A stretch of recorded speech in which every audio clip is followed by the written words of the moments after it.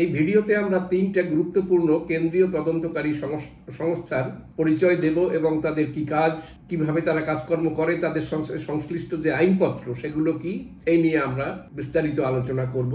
তার মধ্যে আমরা প্রথমে শুরু করব সিবিআই থেকে। সিবিআই নামটা সবার জানা। সিবিআই বিভিন্ন ইনভেস্টিগেশন নানান স্তরে করে এমনভাবে পরিচিত হয়েছে যে বালক থেকে বৃদ্ধ প্রত্যেকেই সিবিআই নাম এবং তাদের কাজ জানে। এরা সংস্থাটা বহু পুরানো।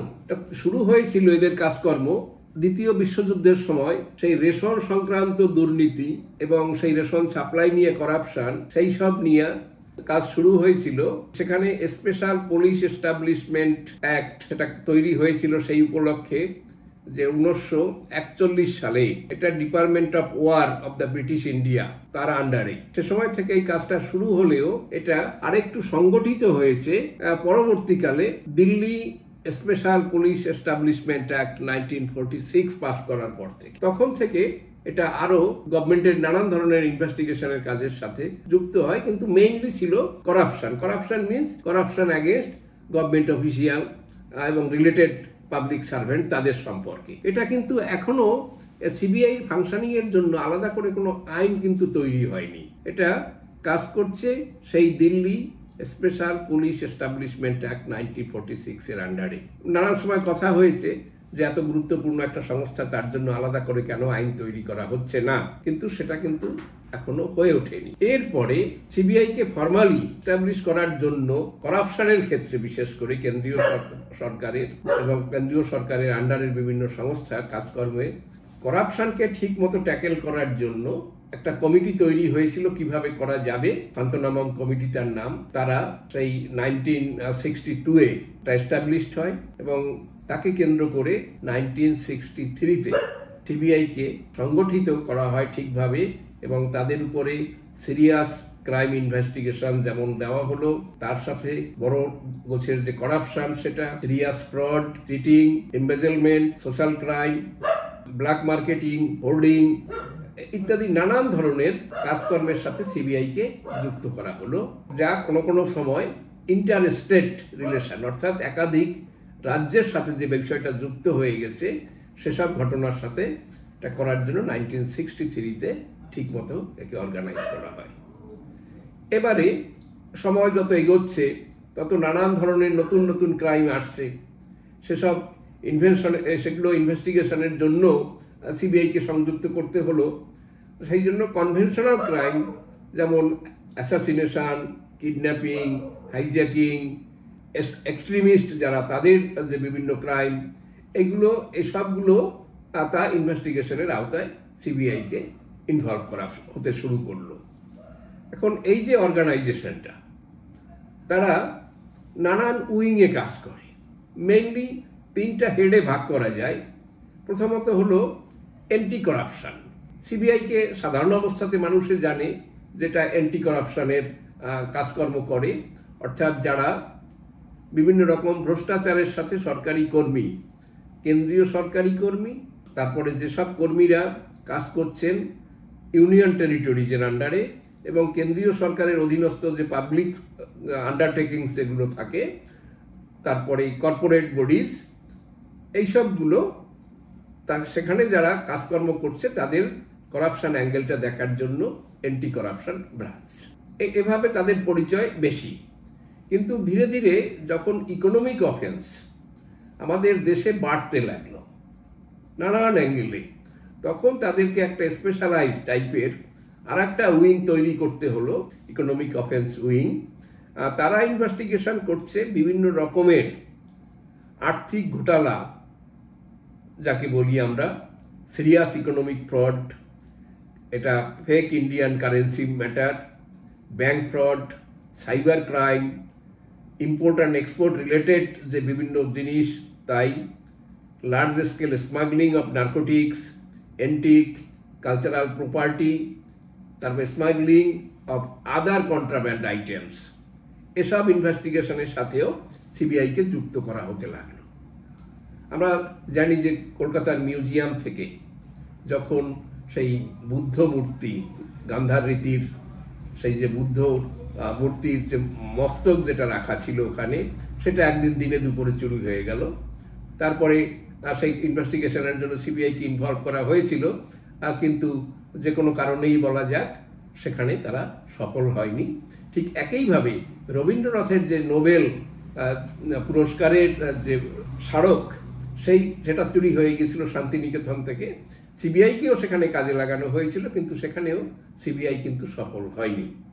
তাহলে তা সত্ত্বেও এখন নানান রকমের ইকোনমিক অফেন্স আমরা যেটা এখানে জানি যে বিভিন্ন চিটফান্ড যে কেসগুলো সেগুলো ইনভেস্টিগেট করছে, এর সাথে অন্য অন্য অফেন্সের কাজকর্ম এরা করেছে, কিন্তু সেসব জায়গায় পশ্চিমবঙ্গের লোকদের অন্তত ধারণা যে এই চিটফান্ডের যে ইনভেস্টিগেশনগুলো হয়েছে সেখানে সিবিআই ততটা সফল হতে পারেনি। কিন্তু যাই হোক, কিন্তু কাজটা এরা এভাবে করে যাচ্ছে। এরপরে নেক্সট হচ্ছে স্পেশাল ক্রাইম। স্পেশাল ক্রাইম মানে আমরা যাকে ট্র্যাডিশনাল ক্রাইম বলি, তার মধ্যেও নানান ধরনের কেস থাকে, যেটা আগে ছিল ইন্ডিয়ান পেনাল কোডের আন্ডারে, এখন ভারতীয় ন্যায় সংহিতার আন্ডারে সেখানে ইনভলভ করা হয়। যেমন আমরা এখন দেখতে পাচ্ছি যে কেসগুলো রয়েছে আমাদের এখানে, তার মধ্যে একটা অন্যতম কেস যে সন্দেশখালীর সেই টার্ময়েল সিবিআইয়ের কাছে ছিল, সিবিআই ইনভেস্টিগেশন করেছে। এখন আমাদের কাছে আর একটা কেস যেটা আমরা দেখতে পাচ্ছি চোখের সামনে, সেটা হচ্ছে আরজিকর মেডিকেল কলেজের সেই অভয়ার তার নৃশংস হত্যাকাণ্ডের ইনভেস্টিগেশন সিবিআই করছিল। এরকম অজস্র কেস সিবিআইয়ের কাছে আসে, কিন্তু স্টেটের সাথে আগে স্টেট মোটামুটি একটা থাকতো যে যদি প্রপোজাল দেওয়া হতো যেটা সিবিআই থেকে ইনভেস্টিগেট করলে ভালো হবে, স্টেটগুলো মেনে নিত। কিন্তু ধীরে ধীরে স্টেটগুলো এটাকে একটা প্রেস্টিজ ইস্যু করে নিল যে কেন আমাদের তো পুলিশ রয়েছে, আমাদের সিআইডি রয়েছে, তা সত্ত্বেও কেন্দ্রীয় বাহিনী কেন আসবে। এই জন্য বহু স্টেট যে কনসেন্ট সেটাকে তুলে নিল, তারা কেস টু কেস বেসিসে কনসেন্ট দেওয়ার কথা ভাবলো, এবং অনেক ক্ষেত্রে তারা দিচ্ছেও না।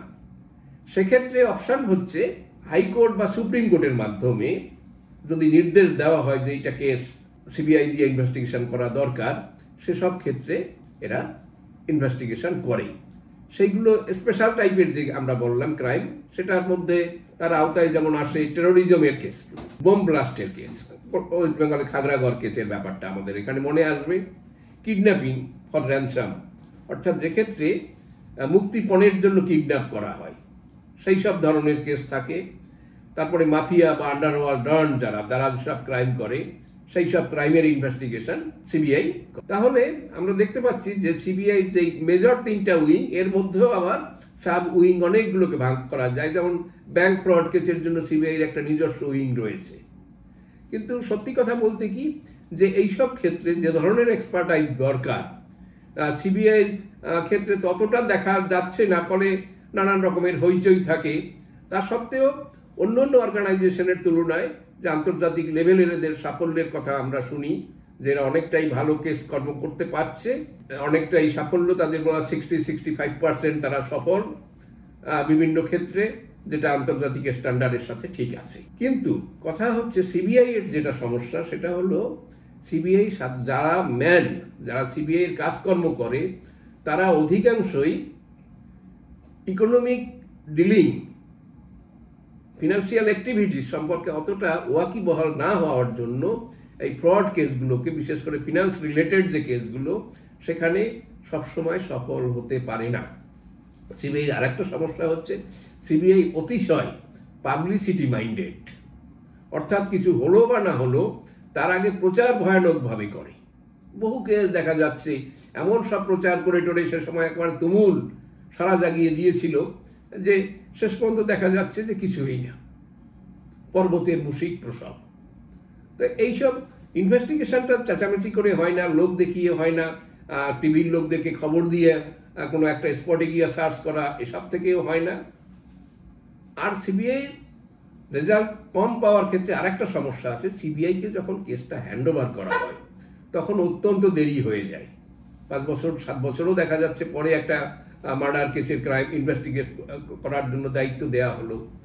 আবার কখনো কখনো যে সময়টুকু নিচ্ছে কোর্টের প্রসেস বা অন্য অন্য ক্ষেত্রে, সেক্ষেত্রে এভিডেন্স নষ্ট করে ফেলা যদি উদ্দেশ্য থাকে সেটা করে ফেলা যায়, আবার অনেক এভিডেন্স আপনা আপনি নষ্ট হয়ে যায়। ফলে যেসব কেসগুলোকে একেবারে ফুলপ্রুফ প্রমাণ করতে হবে, এভিডেন্স বিয়ন্ড ডাউট, এটা প্রমাণ করতে হবে, সেক্ষেত্রে সেইটা করা যায় না। সিবিআইয়ের সাফল্য কম হওয়ার সেটাও একটা কারণ। তা সত্ত্বেও সিবিআই মানুষের মধ্যে একটা প্রভাব ফেলে, মানুষের মধ্যে একটা আশার বাণী আনে যে না, এটা একটা কিছু এরা করতে পারবে। এরপরে আমরা দ্বিতীয় যেটা আলোচনা করব তা হলো এনফোর্সমেন্ট ডাইরেক্টরেট, ইডি। এক কথায় ইডি বলা হয়। ইডি সম্পর্কে মানুষের একটা ভয় হয়ে যায় যে ইডি কি, কারা।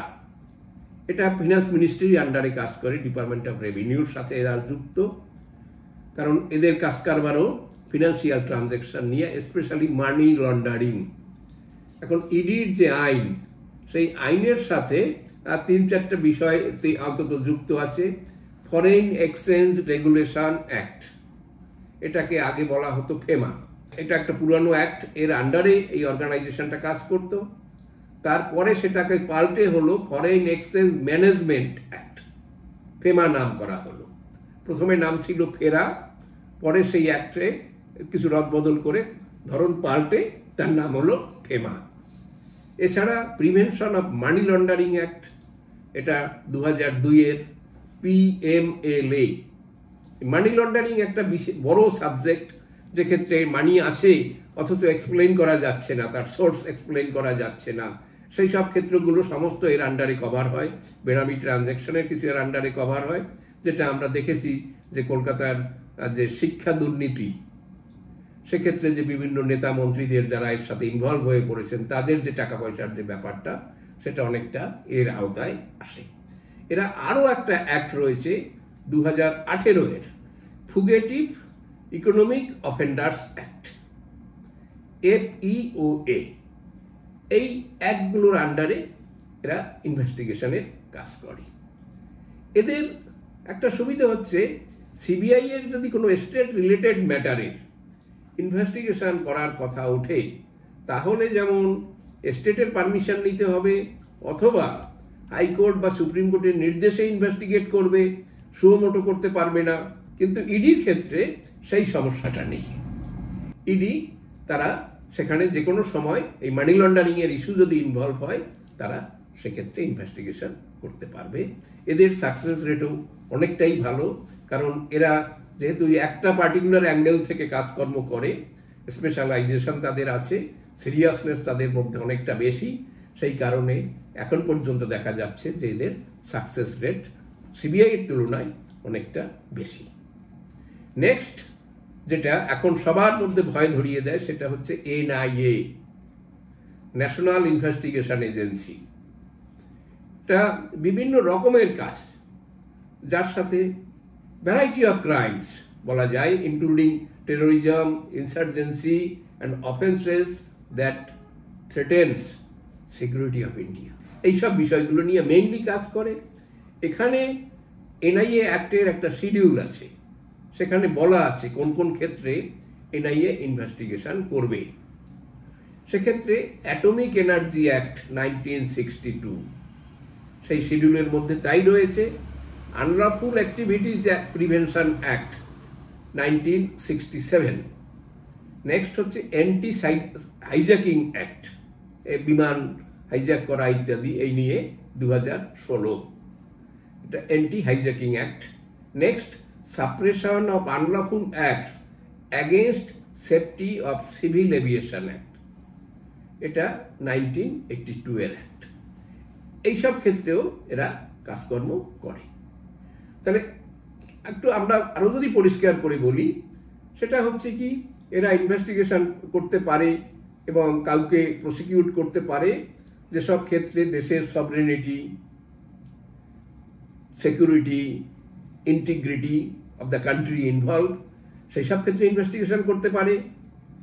Security of the state, friendly relationship with the neighbouring country বা foreign countries, offences against the state, রাষ্ট্রের বিরুদ্ধে যুদ্ধ ঘোষণা করা, রাষ্ট্রের বিরুদ্ধে কাজ করা, সেসব ক্ষেত্রে ইনভেস্টিগেশন করতে পারি, এবং ন্যাশনাল সিকিউরিটির ক্ষেত্রেও করতে পারি। সেই জন্য যেখানে আমরা বোম, বিস্ফোরক এইসব ক্ষেত্র দেখি, সেক্ষেত্রেও সিবিআইকে দিয়ে, মানে NIA কে দিয়ে ইনভেস্টিগেশন করা হয়।